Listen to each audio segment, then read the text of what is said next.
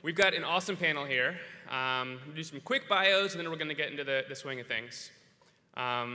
Closest to me, Dr. Chris Bataille is an adjunct research fellow at the Center on Global Energy Policy right here at Columbia University, and has been involved in energy and climate policy analysis for 27 years as a researcher, energy systems and economic modeler, analyst, writer, project manager, managing consultant, and founding partner. His career has been focused on the transition to a globally sustainable energy system, more recently, technology and policy pathways to net zero GHG emissions. He's an associate researcher at the Institute for Sustainable Development and International Relations in Paris, working on the Deep Decarbonization Pathways Project, and an adjunct professor at Simon Fraser University. Chris was a lead author for the industry chapter of the 6th cycle of the IPCC Assessment Report, as well as a summary for policymakers and technical summary. He manages an ongoing global project to review technology and policy options for net zero decarbonization of heavy industrial sectors. Sorry, Chris is 2 down, not right next to me. Apologies. That sounds Brian good, is right though. next to me. To... Brian is right next to me. He is the managing director and head of operational sustainability at JP Chase. In this role, he is responsible for helping JP meet its carbon neutrality goal. He also serves as the chair of the firm's Operational Sustainability Council. Prior to his current role, Brian was the chief financial officer of JP Chase's real estate portfolio in the Americas.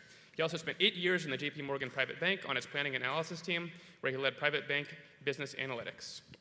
In May of 2023, under Brian's leadership, JPM announced that it signed long-term agreements to purchase over $200 million in high-quality, durable CDR to remove and store 800,000 metric tons of carbon dioxide from the atmosphere. All the way at the end, we've got Dr. Jen Wilcox. He's the Principal Deputy Assistant Secretary in the Office of Fossil Energy and Carbon Management at DOE, and is on leave as the Presidential Distinguished Professor of Chemical Engineering and Energy Policy at the University of Pennsylvania. Dr. Wilcox is the author of the first textbook on carbon capture, that was back in 2012, and she co-edited the CDR primer on carbon dioxide removal in 2021. And rounding us out, Shashank Samala is CEO of Heirloom, a company building direct air capture technology that harnesses the natural properties of limestone to remove carbon dioxide from the atmosphere. Shashank grew up in Southeast India, where he saw those who had done the least to cause the climate crisis suffering the most from its impacts. He was previously entrepreneur in residence at Carbon 180. Prior to this, he was a founder at Tempo, a software-accelerated electronics manufacturer which builds mission-critical electronics for surgical robots, satellites, reusable rockets, and more.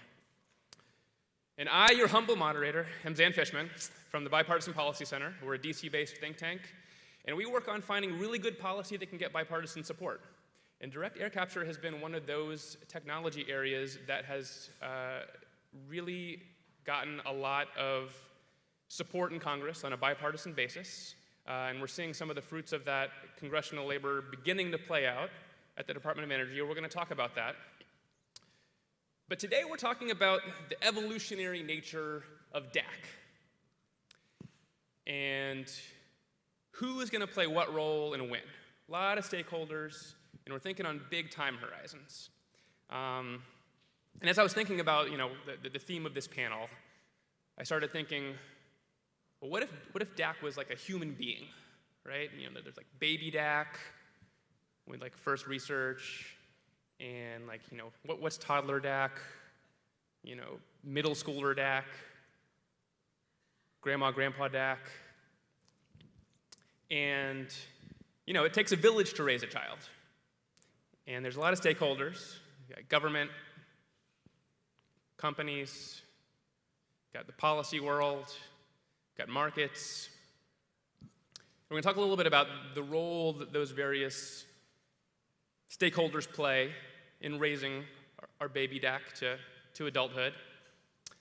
And in my mind, DAC right now is like cruising, right? Like if you're a parent, you know what I'm talking about, right? Like they're past crawling, they're not yet walking, but they're like cruising, like holding onto a couch, and not quite ready to start taking the first steps on their own, but we're there, we're close.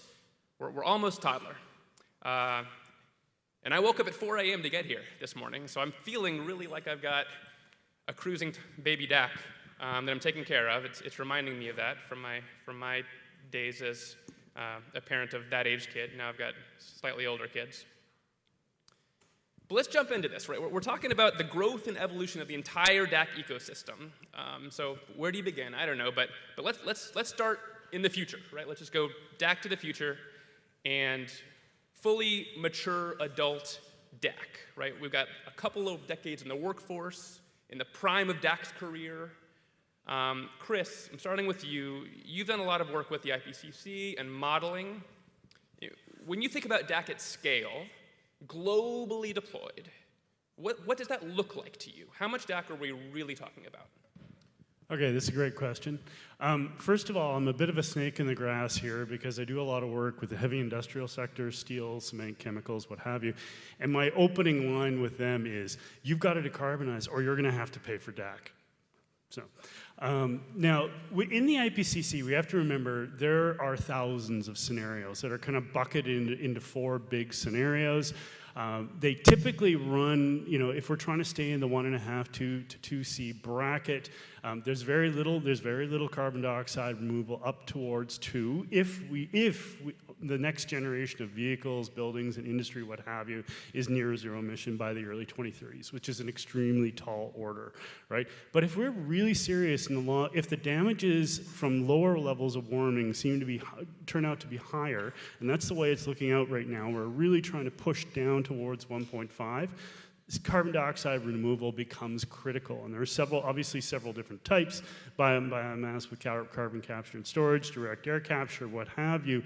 But the numbers that keep popping out is at least a couple of gigatons and towards 20 gigatons per year by 2050.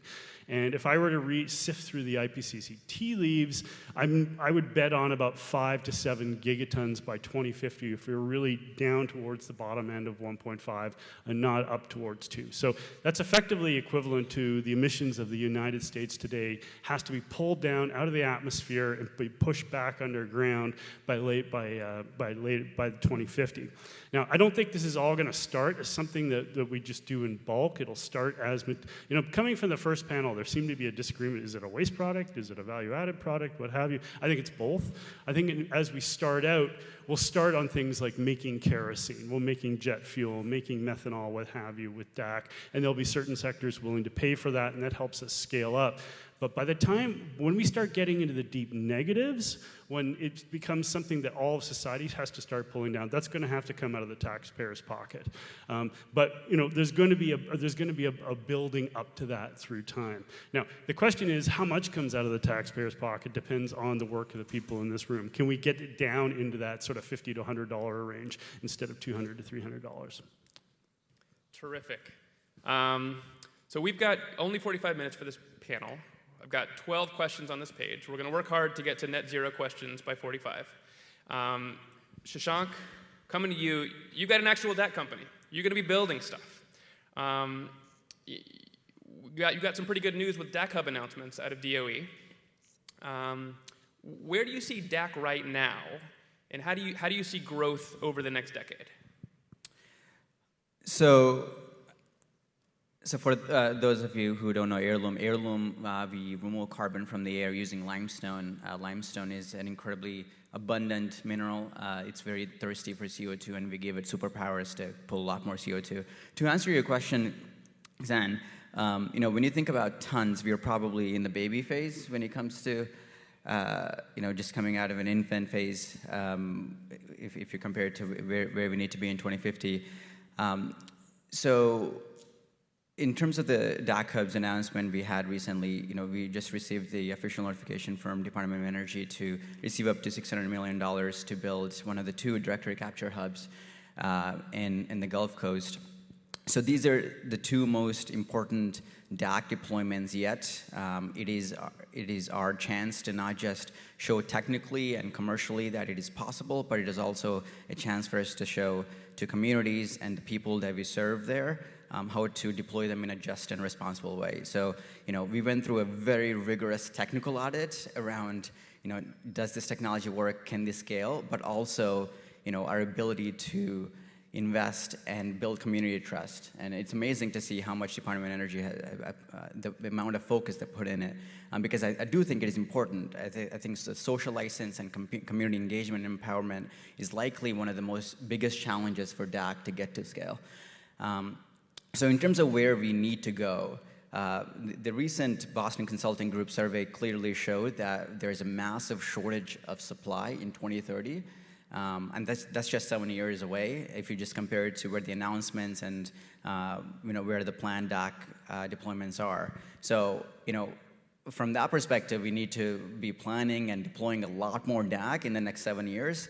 But when you think about a shortage of supply, wow, it's like that means there must be a lot of demand, right? It's like, well, as Brian will say in just a bit, it's like there's a flywheel that we need to be starting here. And that's exactly what we're seeing in the last 6 months, where there's, used to be millions of dollars of offtake. It moved to tens of millions of dollars of offtake. Now we're seeing hundreds of millions of dollars of offtake. And that's what we need to do, because that corporate offtake, those long-term agreements, is what kickstarts the flywheel. It reduces costs, allows us to deploy more, and we keep going. Terrific. Yeah, we're definitely going to talk more about that supply and demand issue coming up. Thank you. Dr. Wilcox, I think it's pretty obvious that the government is playing a really big role in advancing DAC. We've got the hubs funding, we've got the 45Q tax credit. When we're thinking about like raising baby DAC up, government kind of has a role in some of those things, right? Government, funds schools, designs curricula, requires car seats, driving tests. So like, if we're thinking about now, right now where we are, what is the role of government in helping DAC take these first steps into commercialization? Sure, thank you for that. So I'll just walk us through a few of the efforts that the Department of Energy is ongoing right now. The first one, I started first, I'll just say, on day one of the administration, so January 20th, 2021. That December, we launched the Carbon Negative Earthshot at COP.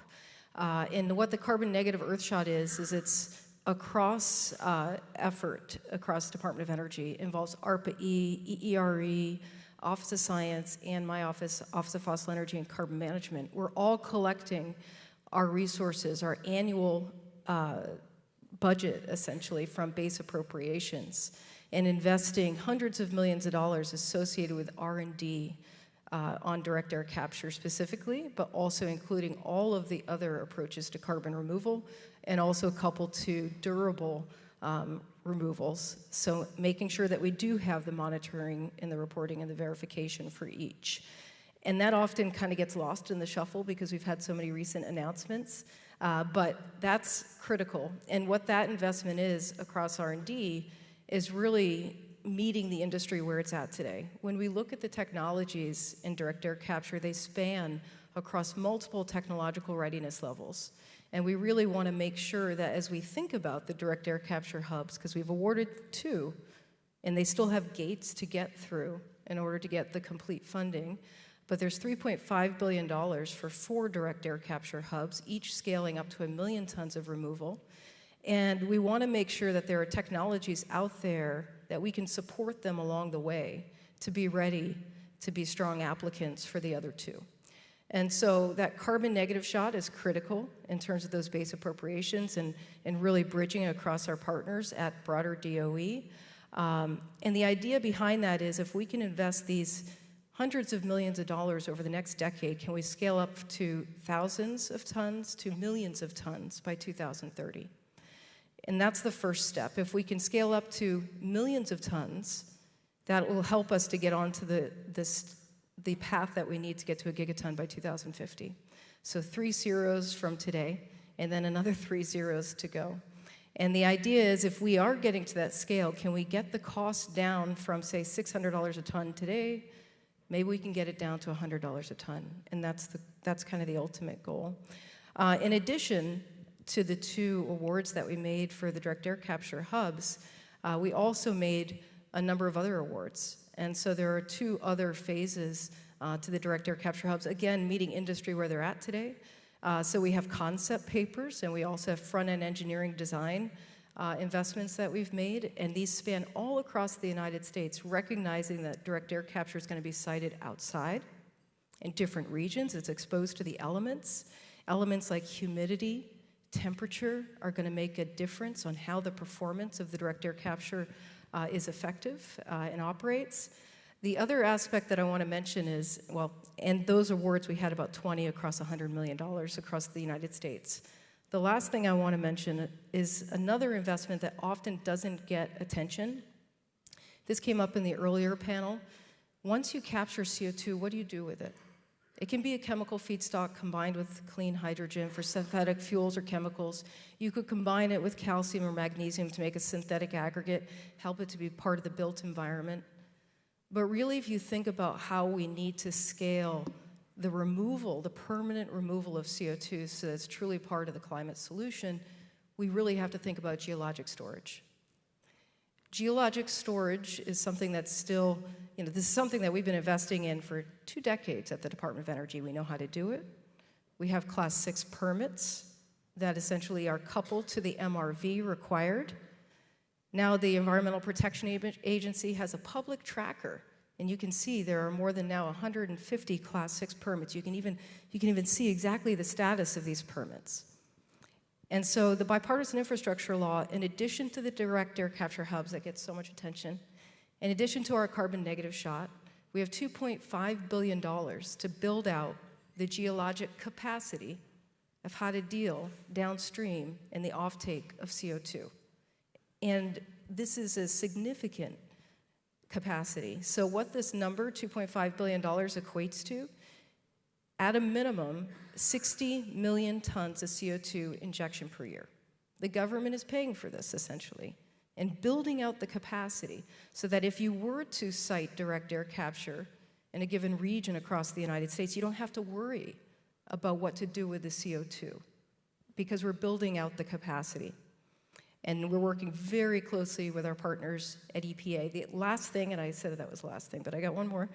Another piece that I want to say is that, there are so many entrepreneurs, there are so many researchers, scientists, postdocs, students. We need human capital in this space. We need not just great classes and educators and schools to help develop curriculum to create more human capital, but we also have, through our base appropriations, a direct air capture center. And that's to be sited in Pittsburgh and operated through the National Energy Technology Lab. And that's going to be really exciting, too, because that's just going to be an opportunity to help young and junior scientists and researchers in this field and help them to be along the way to, again, that pathway to ultimately being part of one of these direct air capture hubs in the future. So lots of exciting things happening. Lots of exciting things happening. It's like a full-time job just reading announcements from FECM and then responding to RFIs, public comment periods. Okay, Brian, you are uniquely coming to us from the corporate buyer perspective. We've seen a lot of purchases of DAC removals from some big companies, including yours. Can you talk about how your company, and to the extent you can generalize to others, are thinking about DAC and the role that you see companies continuing to play over the next decade? Yeah, sure. So yeah, as you mentioned, I'm humbled to be up here amongst people who have PhDs and are building this stuff, and really we're out there, I suppose, writing checks for it. But I think what's important is corporations are likely to be the largest buyer and supporter of this technology in probably the short to medium term. We would like to see more government procurement. We see some of it now. We need to see more of it. But so the question about sort of how do corporations see this is really important because, and you have to understand this from a corporate perspective, we don't know how to view this. Everyone's developing their own opinions. And Chris mentioned in the first panel there was this sort of debate about, is it a waste product, or is it, is carbon a waste product, or is, sort of they're like a natural value add. Like, they don't know, and everyone's probably has a slightly different opinion about it, and they're all at sort of different stages of learning. They're learning, right? Like, I work at a bank. We're not scientists. We don't focus on this stuff every day. There's technology companies that, are starting to get their heads around this stuff. These corporations have a role to play in their, in their customer base and in what they do every day. This is new to them.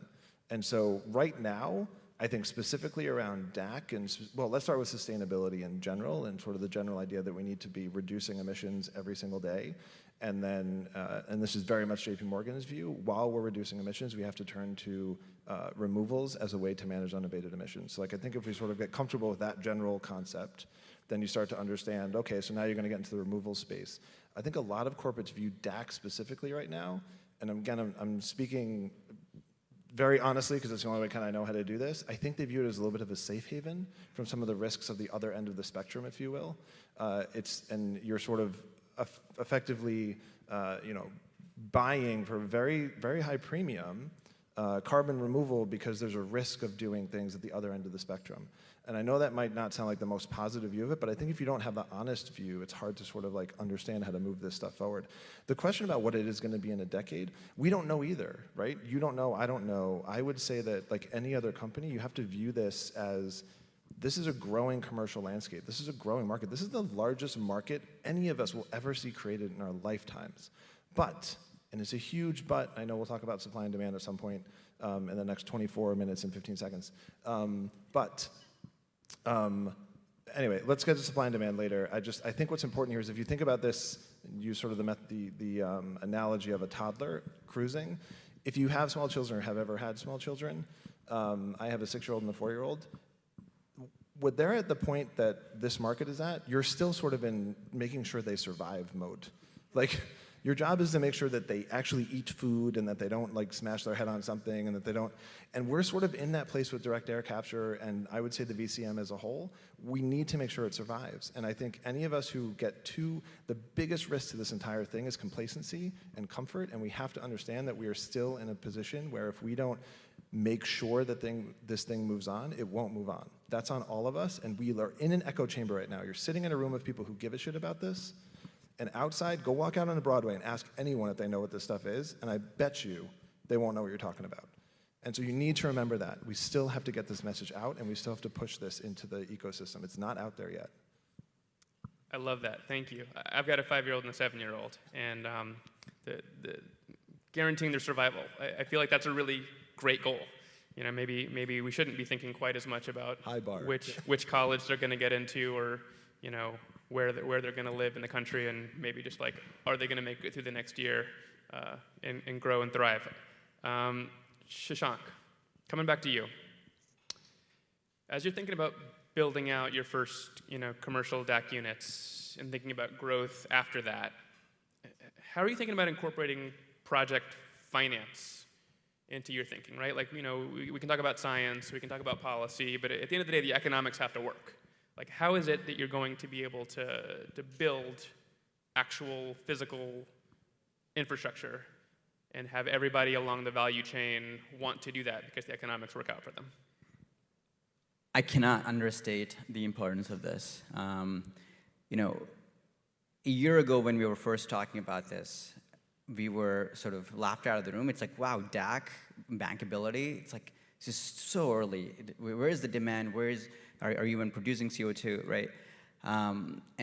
But without the lens of where the industry needs to go, without that vision, we cannot build the path there. And so we basically set our goal in 2023 to bridge this road to bankability.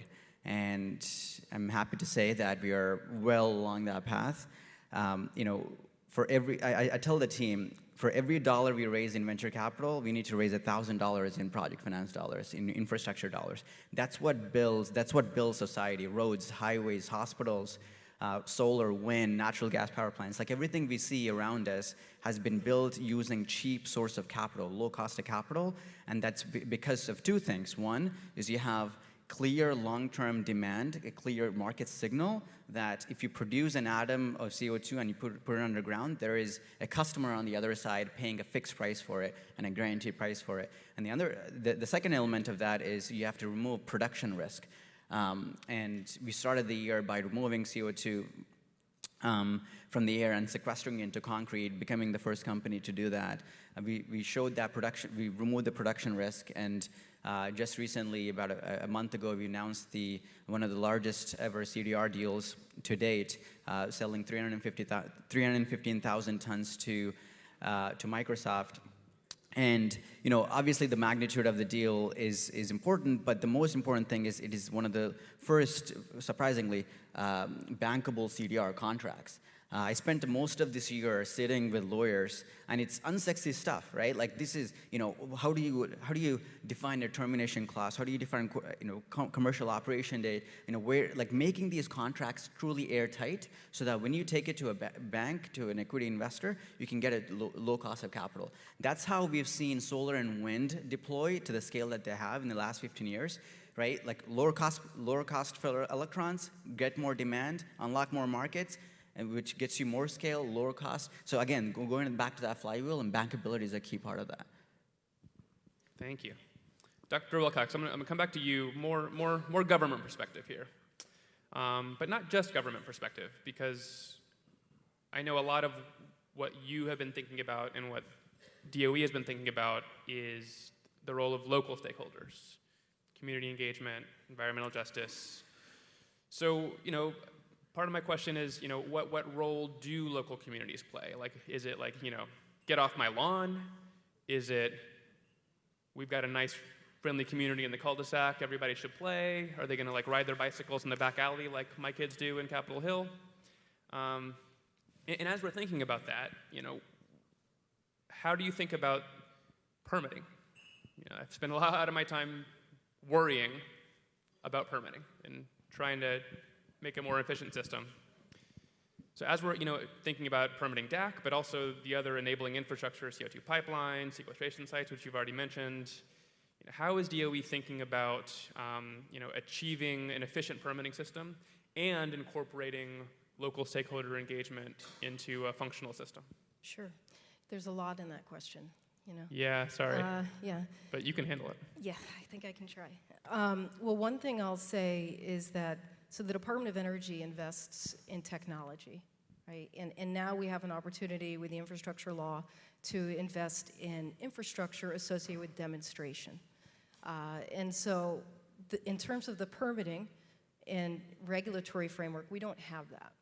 All we can do is invest in the capital and the investments associated with infrastructure.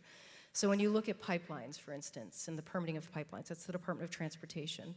We work with the Department of Transportation, and we want to make sure that together that we have communications documents to ensure the safety of pipelines, and that we work with our colleagues at the Department of Transportation in making sure that local communities understand the risks and the safety associated with CO2.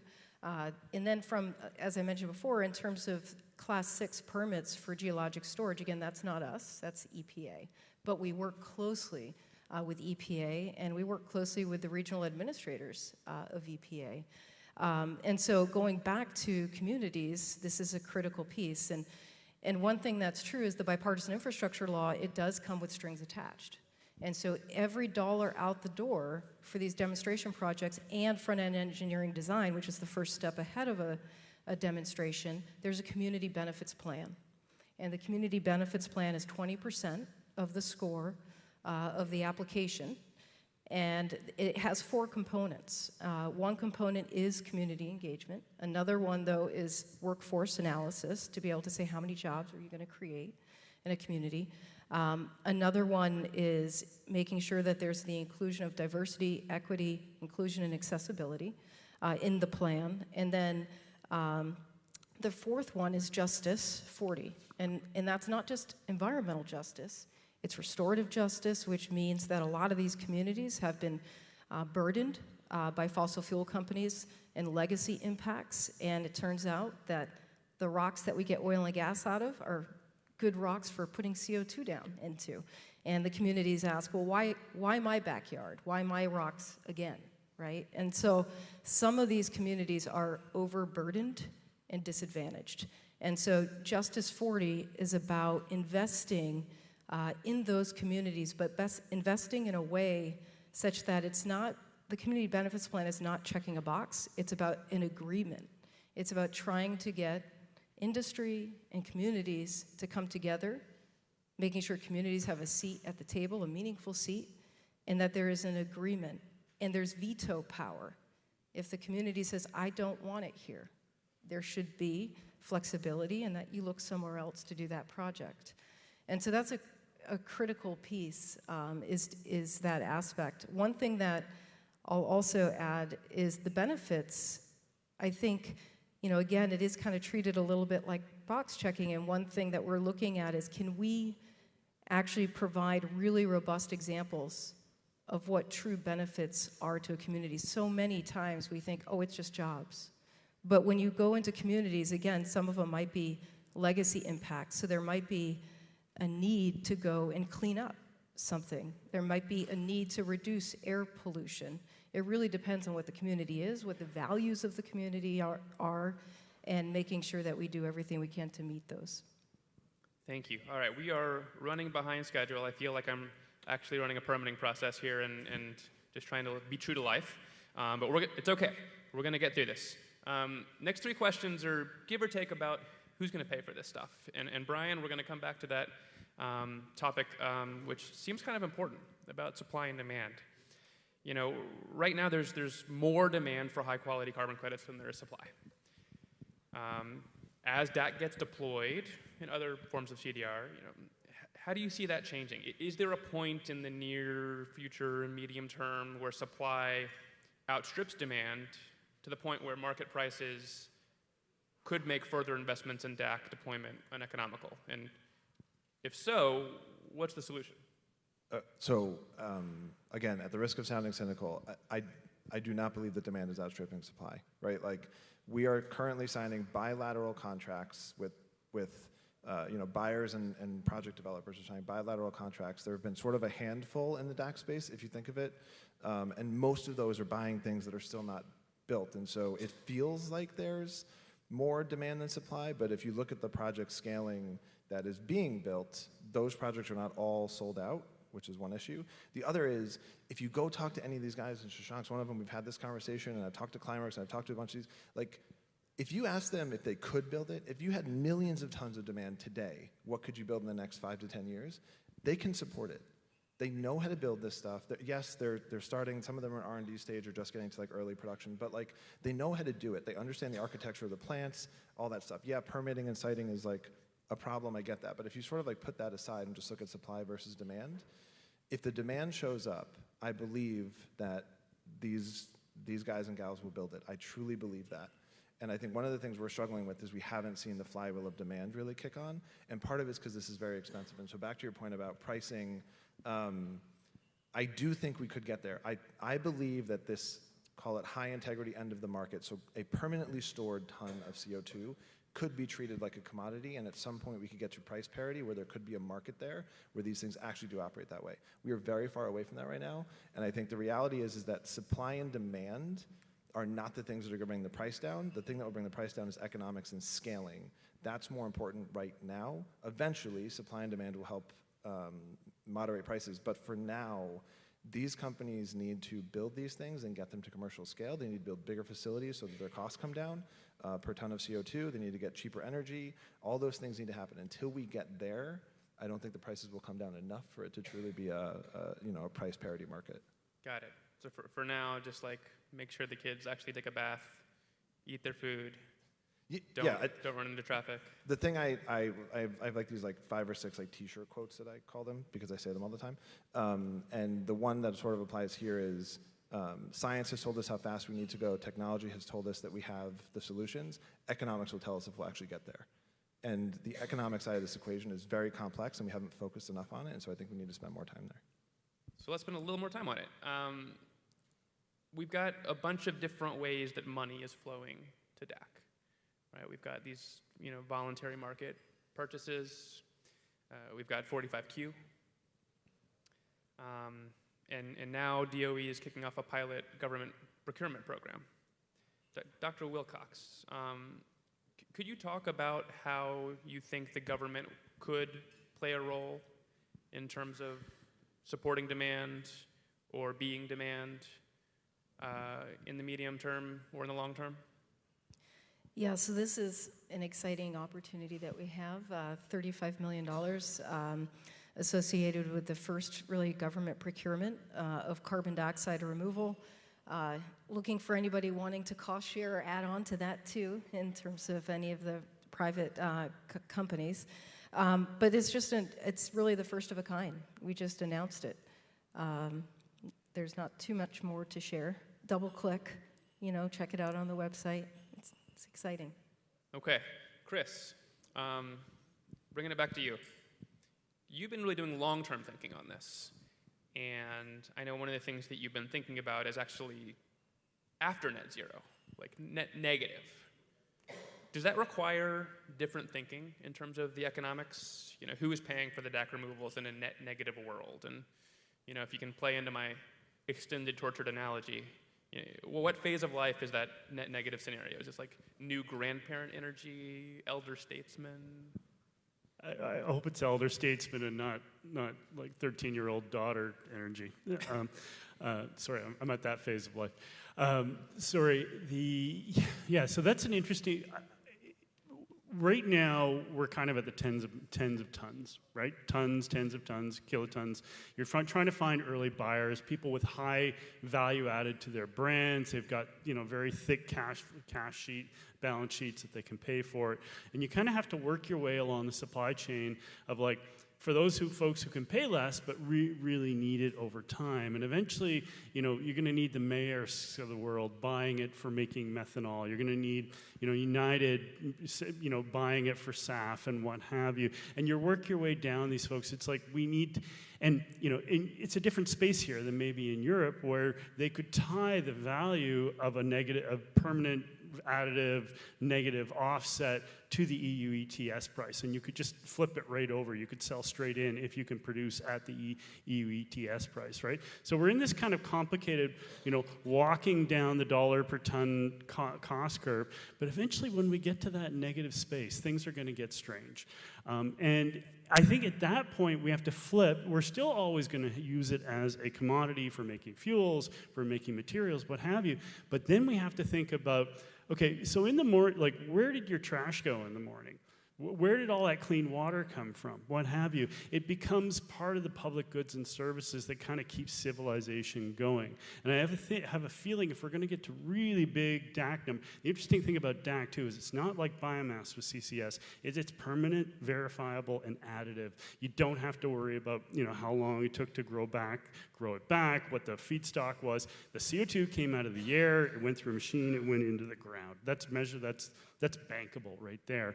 At a certain point, I think we're going to have to start thinking about it as a public service that we pay for that gets spread across the taxpayer base. But that's decades down the road. I think that's where we're going to arrive to get to the really deep gigaton scale negatives. And I think it may be incumbent on the parts of the global society that put it up there in the first place to pay for it, because I think it's going to be too much to ask, parts of India, Nigeria, what have you, to pay for it. It's going to be on us to do that, but we'll see when we get there.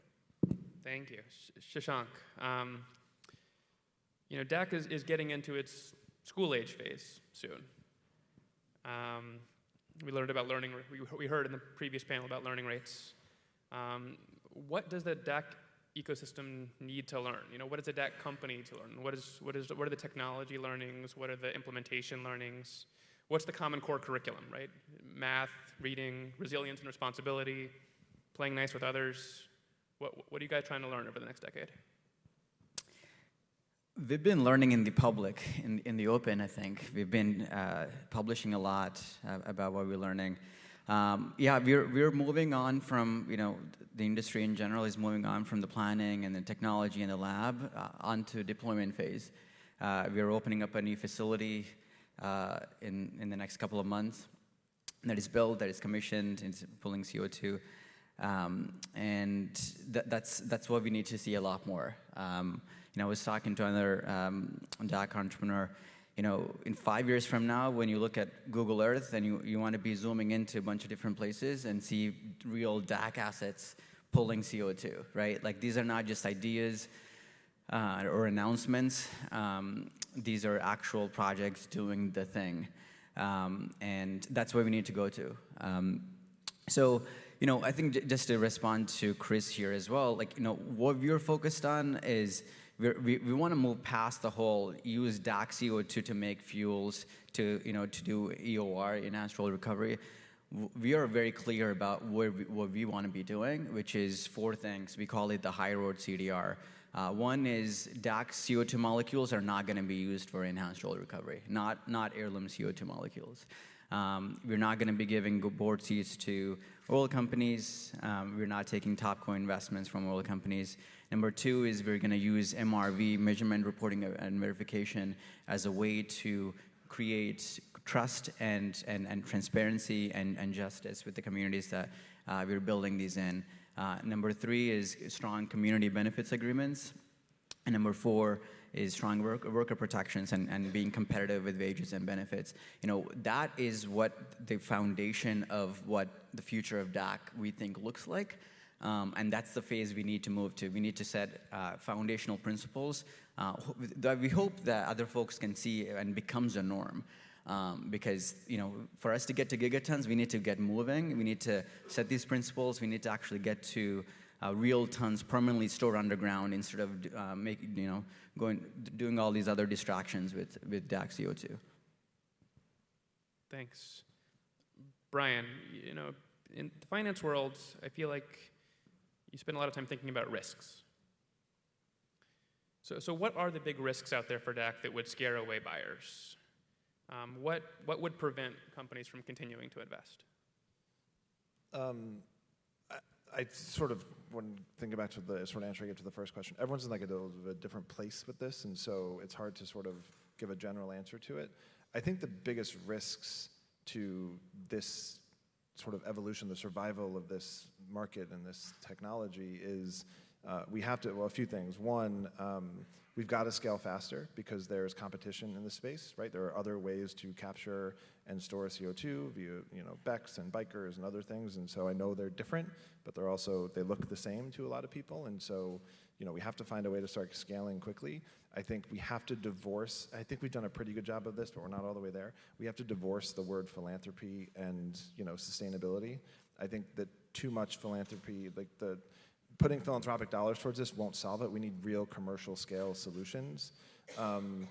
And I think we have to be a little bit careful of, and Shashank, I'm going to sort of slightly disagree with you here on this point, but we have to work together. And I know there's a lot of reason when you work in this space to think that the sort of oil and gas companies are the enemy, but they also have really big balance sheets. They've invested a lot of money in direct air capture technology. They understand the geology of the earth. They're actually potentially some of the best partners, and yeah, we need to make sure we're partnering with the best version of those companies and that everyone's focused on getting the right stuff done. But I actually think there's a really big opportunity as we build out the pipelines and the transport and all the storage sites that we can be capturing CO2 and hopefully using that for other things while we're in the process of doing that stuff, right? This is a long tail conversation, but we need to move as fast as possible. And so I think one of the biggest risks we'll run into is trying to be sort of too specific in the way we do stuff. And I come back to this point that I regularly mention, which is, perfection is the enemy of progress. And we're not going to get it perfect the first time. It never works that way. Something will go wrong. There will be a leakage event. I know we look at this space right now and we think it feels all good and flowers and rainbows and butterflies, but guess what? It's heavy industry, right? Things happen, accidents happen. We're building pipelines. You're pumping things underground. This is a big, complicated space. And so I think the biggest risk is not understanding that those things bring risk with them. And the biggest risk is pretending as if this is all going to go perfectly. It's not. And let's just prepare to push through when things go wrong and keep making progress. That's the most important bit. So that's kind of circling back to your original point. Key priority one, try to make sure it doesn't die. You don't need to make it too complicated. Past that, you could make your job harder. Last question, and then I think we're going to be done with this panel. Chris, we're looking at the future of baby DAC. It's going to be growing up. It's so exciting.